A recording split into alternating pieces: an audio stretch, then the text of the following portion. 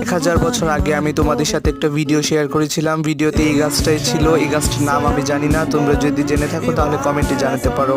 তখন আমি সেই গাছটাকে একটা বালতিতে লাগিয়েছিলাম, কিন্তু গাছটা সেখানে একদমই গ্রো করছিল না, প্লাস সেই গাছটা পচে যাচ্ছিল। তাই আমি সেটাকে পানিতে লাগিয়ে দিয়েছিলাম। পানিতে লাগানোর পর কিছুদিন পরই এটাতে শিকড় চলে আসে। তাই এটাকে ভাবলাম এখন মাটিতে লাগিয়ে দেওয়া যাক, তাহলে সুন্দরভাবে গ্রো করবে। তাই দেখো আমি মাটিগুলোকে প্রস্তুত করে নিচ্ছি। আর একটা টবও তোমাদের দেখালাম, একটা ভাঙা বালতি নিয়েছি লাল কালারের।